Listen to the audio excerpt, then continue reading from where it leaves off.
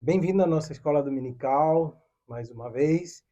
Estamos hoje com a classe número 7 e nós vamos aprender, no dia de hoje, sobre 5 palavras que descrevem a natureza e significado de ser um membro de igreja.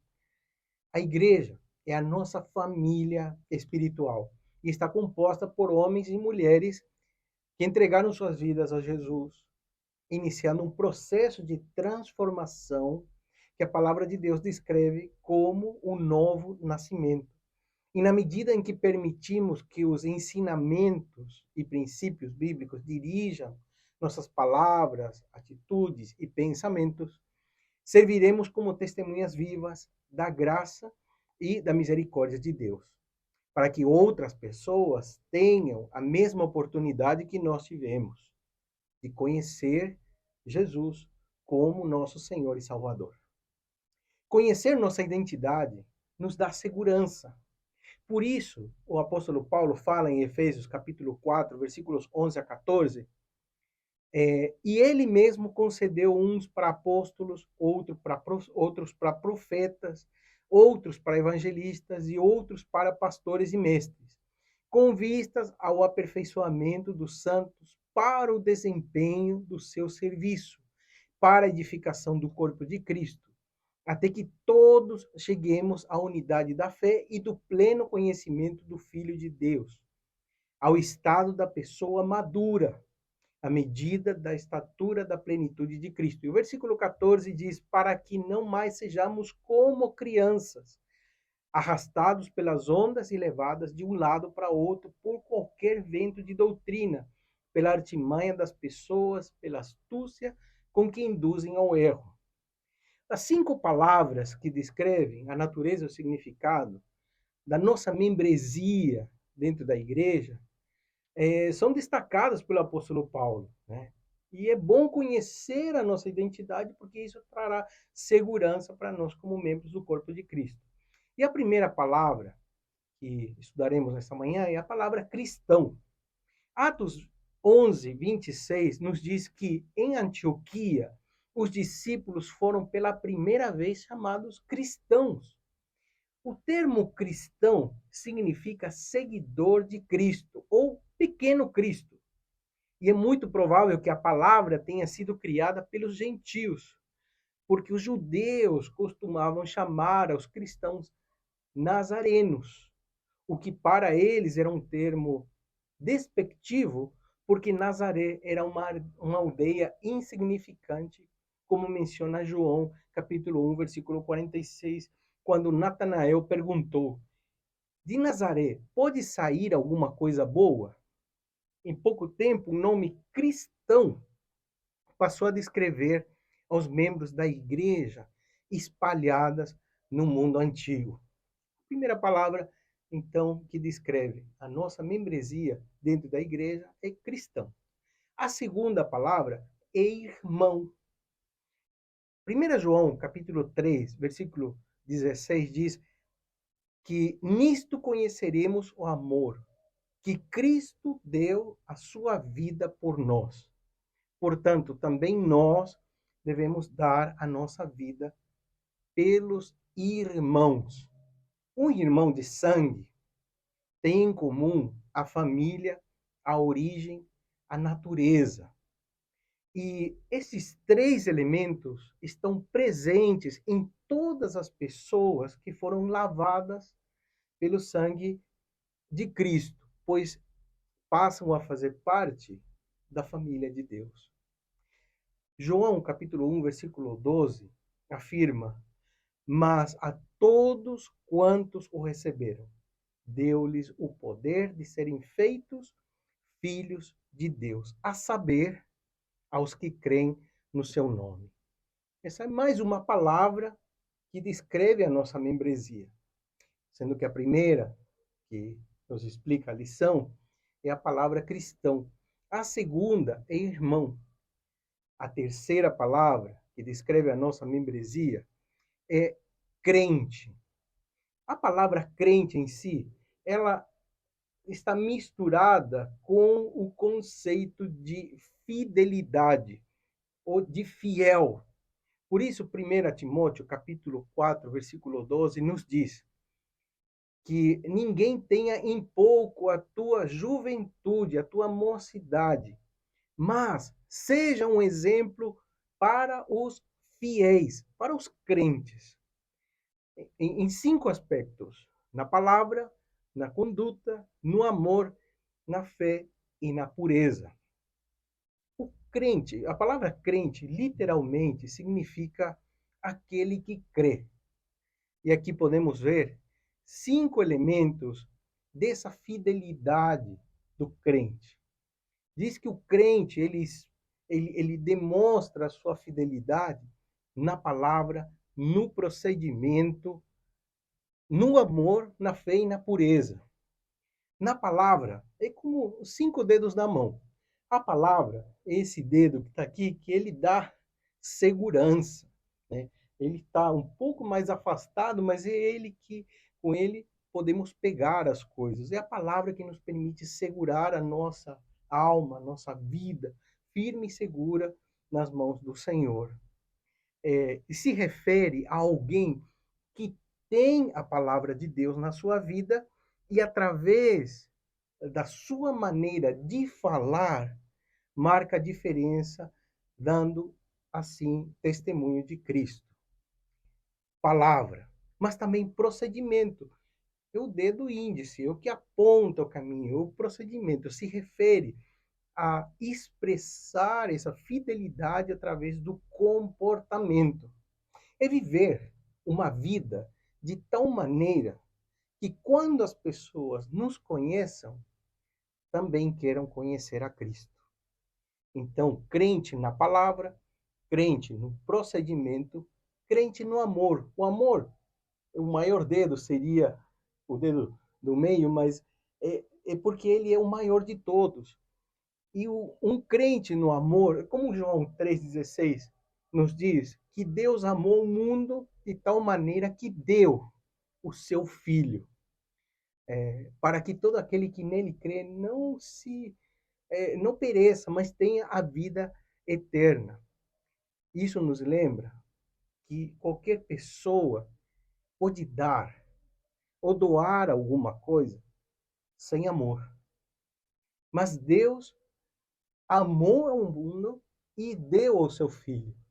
O amar e o doar caminham juntos, de tal maneira que ninguém pode demonstrar o amor sem doar-se a si mesmo. Amor se demonstra doando-se a si mesmo. Sendo um crente na palavra, no procedimento, no amor, na fé ou fidelidade, né? Se refere à nossa fidelidade, ao nosso compromisso com Deus e com a sua palavra. E, finalmente, na pureza, não menos importante, mas é a que dá um contorno, a forma para que a nossa mão fique, seja útil. Se refere à nossa pureza, tanto mental quanto física. As palavras que temos visto até aqui, que demonstram a nossa membresia dentro da igreja, são cristão, irmão, crente e, em quarto lugar, peregrino. 1 Pedro, capítulo 1, versículo 17, diz que devemos viver com temor durante o tempo da peregrinação neste mundo. Peregrino é quem permanece por pouco tempo em um lugar. É alguém que não é residente e nem se fixa em nenhum lugar. Nossa verdadeira pátria está no céu. Por isso somos considerados como forasteiros e peregrinos. Isso nos lembra 1 Pedro capítulo 1, versículo 17, que nós devemos viver com temor a Deus neste tempo da nossa peregrinação neste mundo, lembrando que a nossa pátria está no céu. como peregrinos, como forasteiros, somos considerados por Deus cidadãos do céu. Mas nessa terra, devemos recordar que estamos neste mundo, mas não somos deste mundo. Estamos, mas não pertencemos. Estamos, mas não somos deste mundo. Então, até aqui, as palavras que temos visto que descrevem a nossa membresia dentro do corpo de Cristo são cristão, irmão, crente, peregrino e, finalmente, a palavra servo. Marcos capítulo 10, versículo 45, nos lembra que o próprio Filho do Homem, Jesus, não veio para ser servido, mas para servir e dar a sua vida em resgate de muitos. Jesus nunca pediu que nós façamos algo que ele não tenha feito primeiro. Se ele pede para que nós perdoemos, ele foi um exemplo de perdão. Estando ainda na cruz, ele diz: Pai, perdoa-lhes, porque não sabem o que fazem. Jesus nunca nos pedirá que nós façamos algo que ele não tenha feito primeiro. E ele é um exemplo de servo. Ele não veio para ser servido, mas ele veio para servir. Uma pergunta: em nossa sociedade, quem é mais importante? O garçom ou o freguês? Na nossa cultura, na nossa sociedade, o cliente sempre tem razão. O cliente é mais importante do que o garçom. Mas no reino de Deus, o garçom é mais importante do que o freguês. Por quê? Porque demonstra, porque espelha e espalha a natureza de Cristo, que veio para servir e dar a sua vida por nós. A igreja está composta por ex-escravos, ex-servos deste mundo, do reino das trevas, que foram alcançados pela graça e pela misericórdia de Deus. E esse amor nos constrange para que também sejamos servos dele e vivamos para a sua glória. 5 palavras que descrevem a nossa identidade como membros, a nossa natureza como membros. Cristão, irmão, crente, peregrino, servo. Conta uma história que Alexandre o Grande, o grande conquistador do mundo antigo, ele chegou a ter o mar Índico, na Índia, e ele se curvou diante do mar, na areia da praia, e ele começou a chorar. Um de seus comandantes chegou perto e perguntou por que ele chorava. E esse homem, com lágrimas nos olhos, disse: porque não tem mais terras para conquistar. Esse mesmo comandante, ele é conhecido como uma pessoa muito rigorosa. E ele estabeleceu uma regra dentro do seu exército, que ninguém, nenhum soldado, podia fugir de uma batalha. Mas um de seus soldados foi encontrado escondido. Ele não tinha fugido, mas ele também não estava lutando.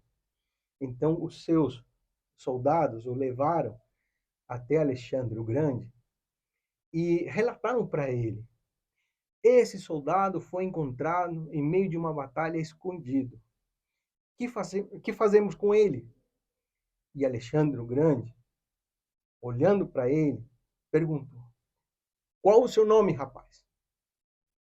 E esse rapaz, cheio de medo, temia olhar para ele e não respondeu a pergunta. Novamente, com muita ênfase, voltou a perguntar: rapaz, qual é o seu nome? E o rapaz levantou o olhar e falou: meu nome é Alexandre. o mesmo nome que aquele comandante, conquistador do mundo antigo. Então esse comandante olhou para ele e falou assim: rapaz, ou você muda de atitude, ou você muda de nome.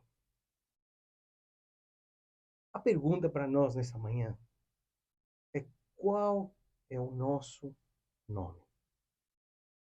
A palavra de Deus nos descreve como membros da igreja através de 5 palavras: cristão, irmão, crente, peregrino e servo. Talvez uma, uma confrontação da palavra para nós seja: ou nós mudamos de atitude, ou talvez nós temos que pensar em mudar de nome. Esta manhã aprendemos 5 palavras que nos descrevem como membros da Igreja de Cristo. Na próxima lição, continuaremos estudando outras palavras que descrevem aos membros da Igreja de Cristo. Que Deus nos abençoe. Animados?